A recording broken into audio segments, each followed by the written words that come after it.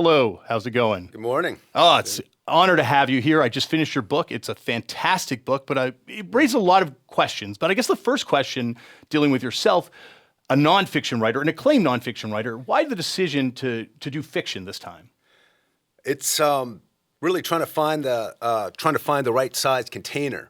And I was living down in Mexico and seeing all these things that were really amazing me. And nonfiction, of course, is sort of the kind of default response that I would have to stories that move me. But what I was seeing was sort of too big and too complicated to fit in a nonfiction box. And I, branched out, and it was kind of an amazing adventure to expand like that. Well, you mentioned you were living in Oaxaca at the time. You mentioned that was a big part of the inspiration. What was it like living in Oaxaca, Mexico? Well, Oaxaca is 2,000 miles from the U.S. border. It's next to Chiapas and Guatemala. It's the second poorest state in Mexico, which is pretty poor. And my wife moved us down there. I was working on the Tiger then, and my wife moved us down there because she wanted to study ceramics and work with artists down there, with native artists. And I really went as a passenger, and I was still editing the Tiger.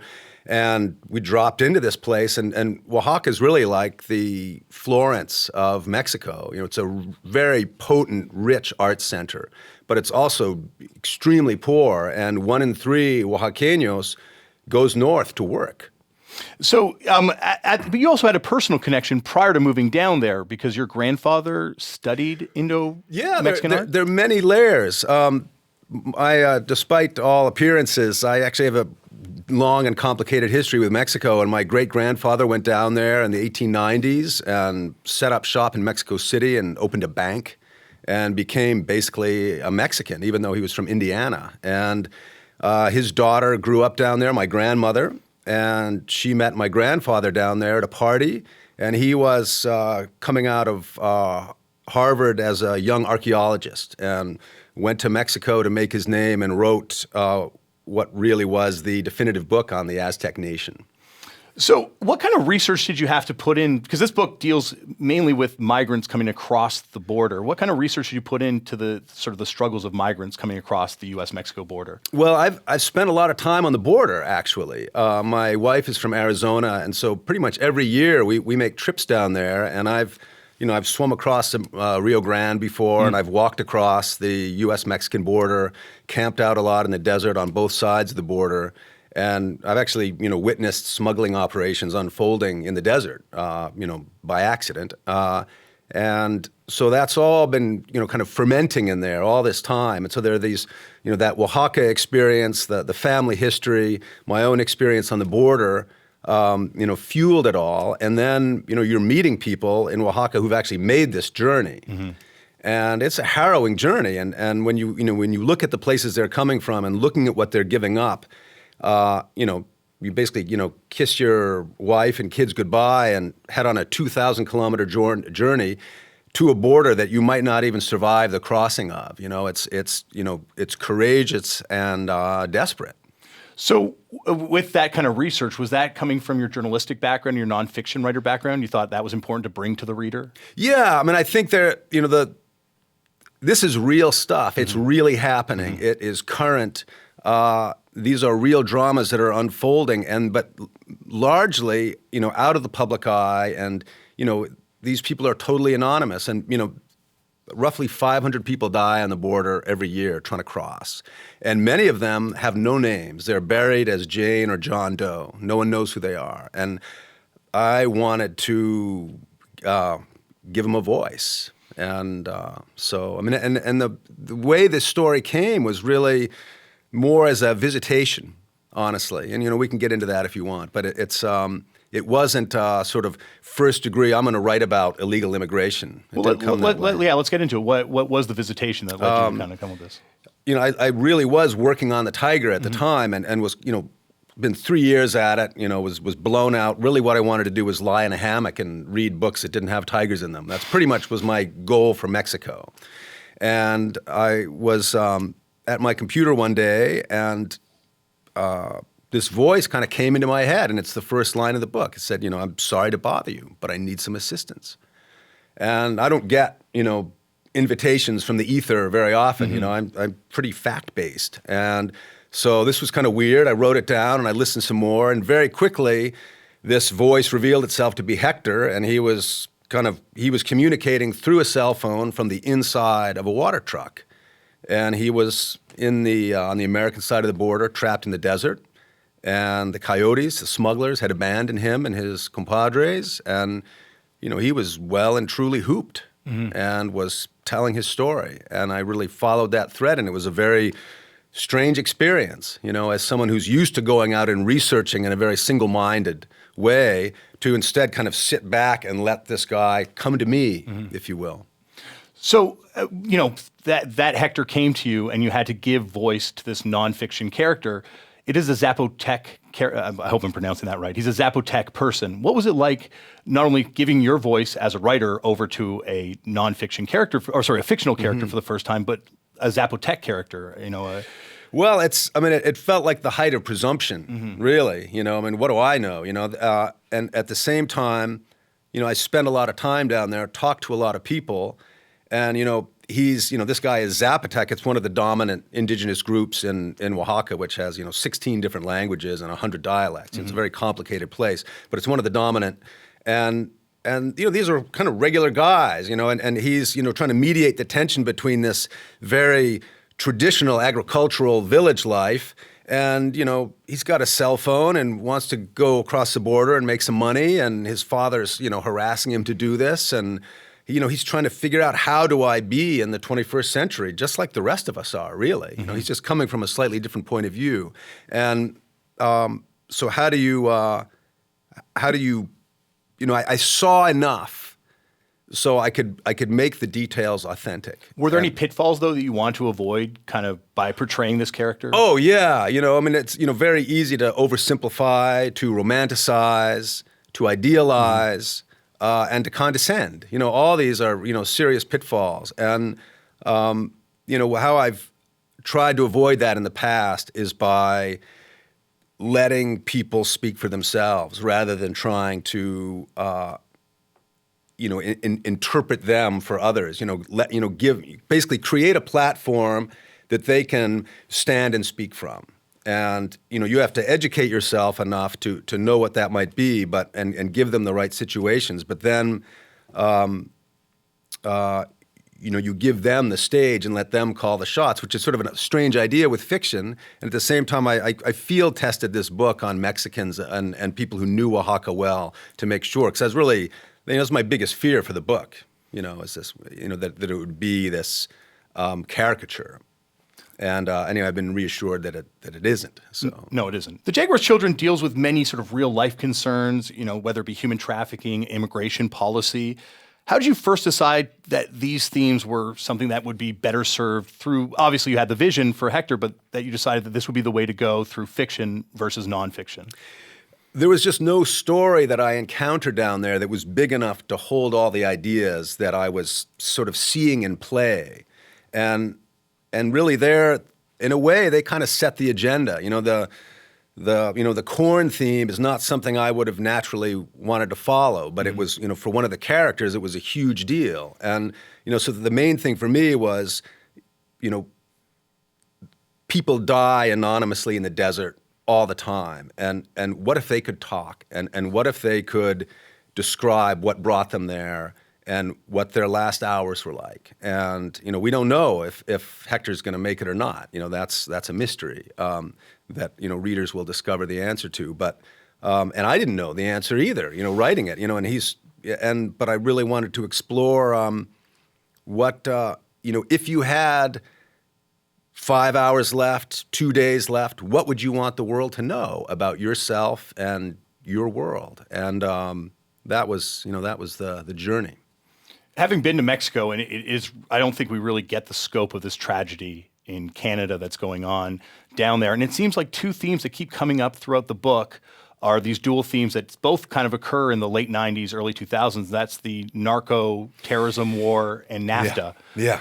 Do you look at those as being the two forces that kind of have really torn this country, not apart, but up, I guess? They have really changed the dynamic. So what used to happen in a village like, you know, where Hector comes from in the Sierra Juarez, dads, most typically young men, they would leave for a few months, and they would follow the harvest in the U.S. They might, sneak across the border. They would have a coyote who would smuggle them across. Might be the same one each year. They'd do a few months up there. They'd come back for the village fiesta in the fall, and they'd be with their families. So they'd say bye to their kids, bye to their wife, but they would be back.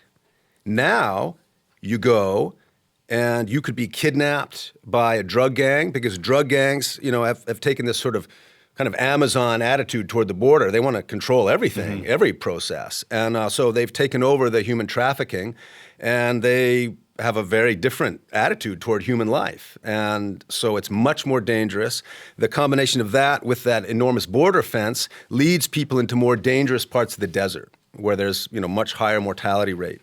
And then along with that, you have NAFTA, which has certainly made Mexico a wealthier country, but it's who is getting wealthier. And one of the things that's allowed to happen is for the U.S. to dump millions of tons of corn, of rock-bottom corn, into Mexico, which is the birthplace of corn. And so you have these indigenous farmers who have been growing corn for literally millennia being undersold by U.S. factory corn. And so it's really upset these, ancient economies. And it's who's really suffering the most are people in these villages. They can't make a living selling corn anymore. It's really dangerous for them to go to the border now. If they get across, they can't come back in that routine way to see their family again, because it's so dangerous. And so often, if they get across safely, they just stay. And so the toll on families, I walk through villages there, and there's basically old people, kids, and animals. And all the young people of working age are gone. And it's devastating. In your other novels you've brought up, in The Golden Spruce and The Tiger, you were interested in the notion of people or animals being forced into corners. Do you think that these situations have kind of forced the people or the Hector and the Jaguar's children into a corner? Yeah. And that I think partly is where is an effective narrative engine. Looking at it from the point of view of a writer, at what point do you get into the story? What point do you bring the reader in? It's at that point when the protagonist is in a make or break situation. And, Hector in the truck is certainly in a make or break situation. Is he going to make it, or not? And likewise, I do think indigenous farmers in southern Mexico are fighting for their lives and livelihoods right now. What is it about people getting trapped in these corners by nature or by their own design that keeps drawing you back in the themes and what you write about? I've thought about that some, and I think one of the themes that goes through all of them is betrayal. These are good people or beings. In the case of the Golden Spruce or the Tiger, who are trying to just live their lives, and they are the system that they've come to depend on is turned on them. And they then have to adapt to this, really kind of perverted situation. And, it is perverted to go to the border and be afraid that someone might kill you for your organs. It's perverted that someone might kidnap you and say, kill this guy, carry these drugs for us, or we'll go and ransom your family. And these are evil circumstances, but ordinary people are having to contend with this on a daily basis, and we don't know. So with this kind of world of really gritty, horrific realism that you're kind of creating, you're also weaving in myths and legend in the natural world as well. What is it about these themes that kind of play in the Jaguar's Children, the themes of myth and the natural world coming into play with this gritty, horrific reality? Well, this is Mexico. The Zapotec people, it's a 2,000-year-old society. And, for them, the jaguar is a totem animal the same way the bear or the orca is for Northwest Coast tribes. So the jaguar, exists at every level, from the most kind of rarefied and cosmic to the most pedestrian, soccer team being called the jaguar. And the animal also, lives in the mountains. It's a part of life for people. And so there's that layer, and then there's the kind of the ordinary mundane layer of day-to-day life and day-to-day farming, and then there's Junior sort of integrating a cell phone into all this, and very excited about the latest edition of Halo 4, and then there's Grandma who doesn't speak a word of Spanish despite 500 years of conquest, and then there's this layer of Catholicism over the rain god and the corn god and the jaguar and the serpent. And all these, up here we call it magical realism, but it isn't. It's just the way life is there. Mm-hmm. It's multi-layered and it's all happening at once. And that's what I'm sort of trying to, to recreate is that, that is the blend of people's lives down there, and it's hard for us to imagine. You're a very passionate person, and this is obviously an issue you feel very strongly about, as most people should. But in an interview with the Georgia Straight after The Tiger came out, you expressed some ambivalence to the role of being a writer, and it seemed like you wanted to devote more of your time to activism. To what extent do you think you've changed your view at all on this? I do think, just watching events yesterday, in Paris, Mm-hmm. In the street is a very, very powerful place to be. And as a writer, I feel sort of insulated and safe, and sometimes it feels almost cowardly to me. And at the same time, there are things that a writer can do, the time that they're allowed to take, the depth to which they can go. You need to be away, you need to be separate to gather all these details together and render them into a story. Mm. And that is who I am, so I have to kind of reconcile myself to that.